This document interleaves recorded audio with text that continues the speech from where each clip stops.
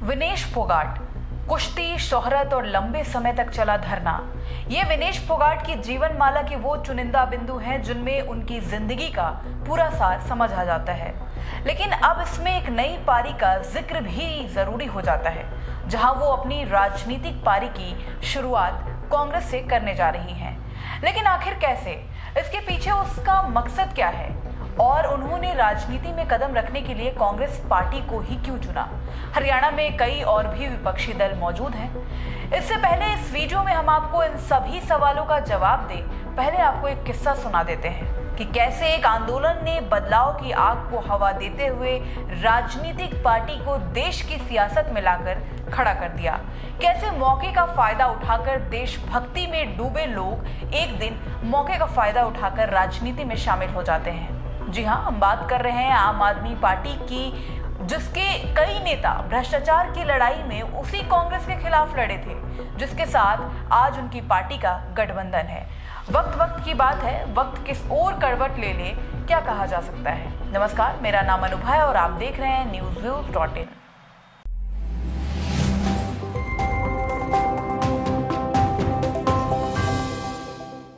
लेकिन ऐसा नहीं है कि आंदोलनों या फिर धरनों से मिले मौकों को खुद को जननेता कहने वालों ने इसका फायदा ना उठाया हो।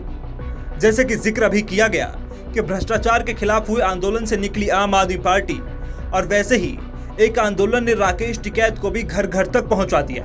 और अब विनेश फोगाट, जी हां, कभी कुश्ती में अपने विरोध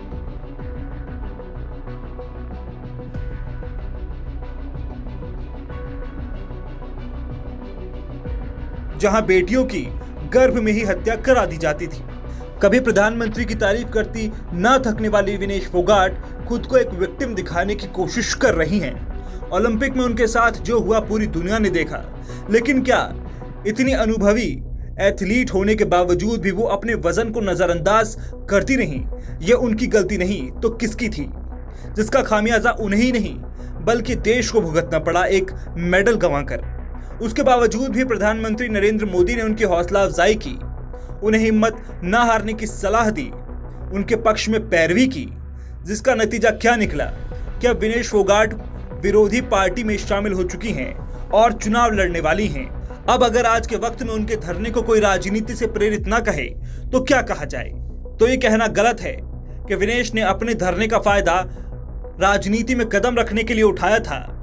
मगर यहां बात सिर्फ विनेश की नहीं बल्कि बजरंग पूनिया की भी करनी होगी। वो भी भारतीय रेलवे में ऑफिसर ऑन स्पेशल ड्यूटी के पद पर तैनात थे। हालांकि उन्होंने इस्तीफा तो दिया, लेकिन उनका इस्तीफा मंजूर नहीं किया गया और उससे पहले ही वो कांग्रेस में शामिल हो गए। आखिर पॉलिटिकल पार्टी ज्वाइन करने की इतनी भी क्या ही जल्दी थी? मतलब साफ है कि शायद उन्हें इस बात से अब कोई फर्क ही नहीं पड़ता कि वो खुद खेल जगत से ताल्लुक रखते हैं और उसी में आने वाले खिलाड़ियों को सही रास्ता दिखाते, मगर उन्होंने वो रास्ता नहीं चुना और नतीजा ये हुआ कि उनके ही अपने कुछ उनके खिलाफ खड़े हो गए। मीडिया रिपोर्ट्स के मुताबिक रेलवे की तरफ से 4 सितंबर 2024 को ही नोटिस जारी किया गया था, जिसमें पहलवानों के राजनीतिक गतिविधियों में शामिल होने की बात कही गई थी, जिसकी सेवा नियमों के अनुसार अनुमति नहीं है। यानी आपने सभी सेवाओं का खूब फायदा उठाया और जब आपका मौका आया तो अपने हाथ खड़े कर दिए। अब इस दोहरे चरित्र को क्या कहा जाए? ये वही विनेश और बजरंग पूनिया हैं जिन्होंने अपने प्रदर्शन के दौरान दावे तो बड़े बड़े किए थे, लेकिन साबित नहीं कर पाए। तो क्या चुनाव में इनकी बातों पर भरोसा किया जा सकता है या फिर ये बस कठपुतली मात्र बनकर रह जाएंगे? क्योंकि कांग्रेस का इतिहास हम सभी जानते हैं। अगर कांग्रेस की नीयत साफ होती तो फिर बॉक्सर विजेंद्र सिंह कांग्रेस का साथ छोड़कर बीजेपी में शामिल क्यों होते?